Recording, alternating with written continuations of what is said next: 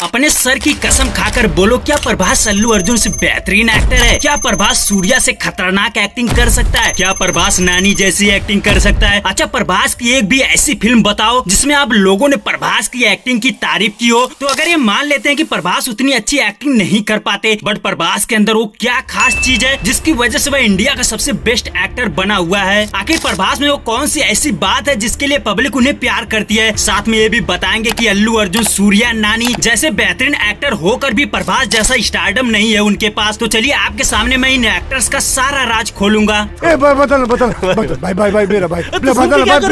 देखिए, जब साउथ के फिल्मों का मजाक उड़ाया जाता था उनके एक्शन को लेकर और स्टोरी को लेकर, यहाँ तक बोला जाता था कि साउथ की हर एक फिल्म में स्टोरी सेम ही लगती है। ग्रेविटी गई तेल लेने, तो वहीं प्रभास ने एक रिस्क लिया। बात है 2011 की, जब यशस राजामौली उनके पास आए और प्रभास से बोला कि मुझे तुम्हारे सिर्फ 5 साल चाहिए और मैं तेरी जिंदगी बदल दूंगा। ऐसा नहीं था कि प्रभास यशस राजामौली के साथ पहली बार काम करने जा रहा था, जबकि प्रभास यशस राजामौली के साथ 2005 में छत्रपति जैसी ब्लॉकबस्टर फिल्म दे चुका था और प्रभास को ये अच्छी तरह से पता था कि ये बंदा कुछ कर सकता है। बोल तो प्रभास की लाइफ का सबसे बड़ा डिसीजन यही था। अब उस टाइम पर प्रभास ने रिस्क लिया और हाँ बोल डाला। सोचो, दुबला पतला से दिखने वाला प्रभास अपनी बॉडी पर मेहनत की और यशस राजामौली को अपनी जिंदगी के 5 साल दे दिए। फिर क्या 2015 में बाहुबली आई और इंडियन सिनेमा में सुनामी ला दी। और यही नहीं, उस समय प्रभास ने भी डिसीजन लिया कि इसे पैन इंडिया पर रिलीज करना होगा और उसी लेवल पर बनाया भी गया था। और बाहुबली के पॉपुलर होते ही 2 लोगों को इससे फायदा हुआ, एक तो खुद प्रभास को, वहीं दूसरा यशस राजामौली को, जो इंडिया का सबसे बिगेस्ट डायरेक्टर बन गया। उसके बाद फिर प्रभास ने बाहुबली के अलावा कुछ नहीं किया और बाहुबली के सीक्वल पर काम किया। और उसके 2 साल बाद ही 2017 में बाहुबली 2 आई, जिसने इंडिया ही नहीं हॉलीवुड वालों को भी हिला डाला। और बाहुबली ने 1810 करोड़ की छप्पर फाड़ कमाई की और ये पहली ऐसी फिल्म बन गई जिसने 1000 करोड़ के पार का कलेक्शन किया। अब यहाँ पर तो आप प्रभास के कैरियर में सबसे बड़ा हाथ यशस राजामौली का बोल सकते हैं, इसमें कोई शक नहीं। बट इस बंदे में कुछ तो ऐसा था कि वह जानता था कि मेरी फैन फॉलोइंग ज्यादा हो गई है, मेरे फैंस मेरी फिल्म को देखना चाहते हैं। तो प्रभास ने अपनी दूसरी फिल्म लाने में ज्यादा टाइम नहीं लगाया और अपनी कंसिस्टेंसी बनाई रखी। 2019 में साहो, फिर 2022 में राधे श्याम और उसके बाद 2023 में आदि पुरुष, फिर उसी साल 2023 में सलार, उसके बाद 2024 में कल्कि।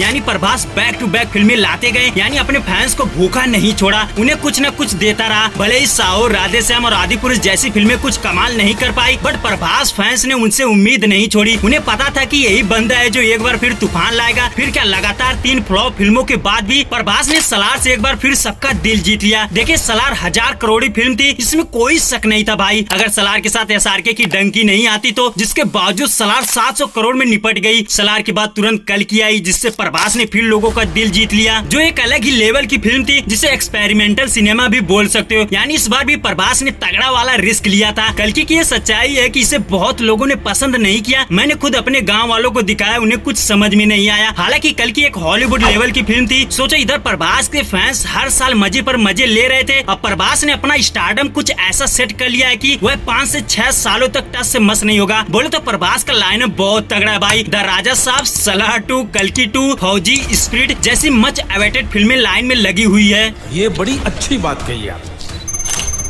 अल्लू अर्जुन का स्टारडम क्यों प्रभास से कम है? अल्लू अर्जुन साउथ सिनेमा का एक बेहतरीन एक्टर, जिनकी फैन फॉलोइंग प्रभास से कम नहीं। इनकी सिर्फ एक गलती, इन्होंने अपने फैंस को भूखा रखा। बोले तो इन्होंने पैन इंडिया पर बहुत लेट कदम रखा। सोचो, इनकी पैन इंडिया फिल्म 2021 में आई, पुष्पा द राइज, माँ कसम बवाल मचा दिया था। बोले तो भूकंप, मैं झुकेगा नहीं साला। यानी पुष्पा मूवी जितनी पॉपुलर हुई थी और उसके डायलॉग गाने वैसा किसी भी फिल्म के साथ ऐसा नहीं हुआ था, तो अल्लू अर्जुन के नाम का डंका 2021 में बजने लगा। जबकि प्रभास 2021 से पहले 3 pan India movie Baahubali, Baahubali 2 और साहो दे चुके थे। अब 2021 में पुष्पा के भौकाल मचाने के बाद पुष्पा भाव तुरंत पुष्पा के सीक्वल पर काम करने लगा और लगभग 3 साल के लिए गायब हो गया। और जैसा कि आपको पता है कि पुष्पा 2 6 दिसंबर को आएगी, बट सवाल ये है कि आगे क्या? प्रभास का लाइनअप तो तगड़ा है, लगभग 5 फिल्में लाइन में लगी हुई है, बट अल्लू अर्जुन की एक भी फिल्म की अभी तक अनाउंसमेंट हुआ नहीं है। तो सोचो, अगर अल्लू अर्जुन पुष्पा 2 के बाद अगले साल अपनी न्यू मूवी की अनाउंसमेंट करते भी है, तो अगर वो बिग बजट की है तो भाई 2 से 3 साल तो लगेंगे। तो फिर अल्लू भाई के फैन क्या करेंगे? अल्लू अर्जुन ही क्यों, अगर साउथ के कुछ बेहतरीन एक्टर को गिना जाए तो सूर्या, नानी जैसे कलाकार पड़े हैं। नानी को 2023 में एक पैन इंडिया लेवल की फिल्म आई थी दशहरा, जिसको लोगों ने तो खूब पसंद किया। फिल्म अच्छी थी, नानी की एक्टिंग जबरदस्त थी, बट ये गलती, फिल्म का ढंग से प्रमोशन नहीं किया। सोचो दशहरा का हिंदी बेल्ट में इतना बुरा हाल था कि कहीं लगी ही नहीं, मैं भी थिएटर में नहीं देखा था भाई। तो फिर किस बात की पैन इंडिया फिल्म? और ऐसे ही ना जाने कितने एक्टर अपनी बेहतरीन से बेहतरीन मूवीज को पैन इंडिया लेवल पर रिलीज ही नहीं कर पाते। विजय थालापति की लियो क्या थी, 1000 करोड़ी, बट क्या हुआ, 600 करोड़ में निपट गई। अरे भाई हिंदी बेल्ट में बहुत मुश्किल से देखने को मिली थी। सोचो कितनी पुअर मार्केटिंग थी। बट प्रभास के साथ ऐसा नहीं है, वह अपनी फैन फॉलोइंग को अच्छी तरह से समझता है और दबाकर प्रमोशन करता है। सोचो कल्कि के टाइम पर एक 20 से 30 करोड़ की बुज्जी कार बनाकर सड़कों पर दौड़ा दी। क्या गॉड लेवल की प्रमोशन स्ट्रेटेजी थी भाई। प्रभास को एक बिग सुपरस्टार बनाने में उसका हम्बल नेचर भी बहुत काम आता है। अभी हाल में प्रभास और अरशद वारसी को लेकर एक कंट्रोवर्सी हुई थी, जिसमें अरशद वारसी ने प्रभास को जोकर तक बोल डाला था, बट इसके बावजूद प्रभास ने कुछ भी नहीं बोला, जबकि दूसरे एक्टर्स प्रभास की साइड से बोलने लगे थे, बट प्रभास ने कुछ भी रिएक्ट नहीं किया। ये होता है स्टार का स्टारडम। अगर फिल्मी इतिहास में सबसे बड़ी कंट्रोवर्सी हुई थी तो वो थी प्रभास की फिल्म आदि पुरुष को लेकर। बट आपने नोटिस किया होगा कि उस टाइम पर पब्लिक ने प्रभास को छोड़कर राइटर और डायरेक्टर को खूब लताड़ा, यानी ओम रावत और मनोज मुंतशिर की ले डाली। बट पब्लिक ने प्रभास को ज्यादा कुछ नहीं बोला, क्योंकि भले ही पब्लिक ने प्रभास को उबला हुआ आलू कार्टून बोला, बट प्रभास ने एक जगह भी अपनी सफाई नहीं दी। प्रभास को ये अच्छी तरह से पता था कि मैं अगर जितना सफाई दूंगा उतना फंसता जाऊंगा। ये होता है स्टार का स्टारडम। और यही नहीं, आदि पुरुष को इतना बॉयकॉट करने के बावजूद भी पब्लिक भूखे शेर की तरह दौड़ गई और आदि पुरुष ने पहले ही दिन लगभग 150 करोड़ का कलेक्शन किया। ये होता है स्टार का स्टारडम।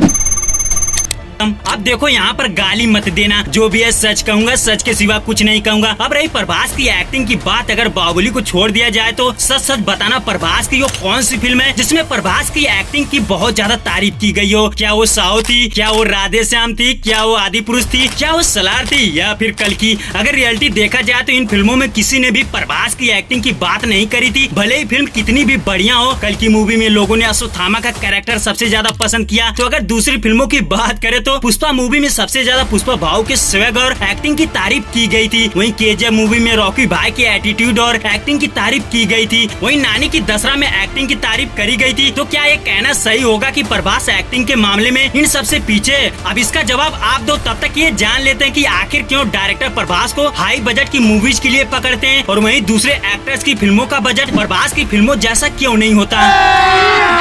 अभी मजा आएगा ना भिड़ो। तो देखिए भाई, फिल्मों में लोचा सबसे ज्यादा बजट को लेकर होता है। अगर किसी भी डायरेक्टर के पास अच्छी से अच्छी कहानी है जिसके लिए उसको कम से कम 500-600 करोड़ लगाना है, तो किसको लेगा? आखिर वह इतना बड़ा रिस्क क्या किसी फ्लॉप एक्टर पर लेगा या फिर न्यू कमर? जबकि प्रभास ने अपना स्टारडम बाहुबली से ऐसा सेट किया कि प्रोड्यूसरों को प्रभास पर आंख मूंद कर भरोसा हो गया और वो प्रभास पर पैसा लगाते गए। और आज के टाइम पर ये सबको पता है कि अगर हम प्रभास पर चाहे जितना भी पैसा लगाएंगे, भले ही पिक्चर अच्छी नहीं होगी, लेकिन हम लॉस में नहीं जाएंगे, क्योंकि भाई प्रभास की फ्लॉप फिल्में भी 400-500 करोड़ आसानी से कमा डालती है, क्योंकि इसका पहले दूसरे दिन का कलेक्शन ही बहुत हाई होता है। नहीं तो भाई कौन जाएगा 350 करोड़ लगाकर 100 करोड़ कमाने? कौन जाएगा 200 करोड़ लगाकर 13 करोड़ कमाने?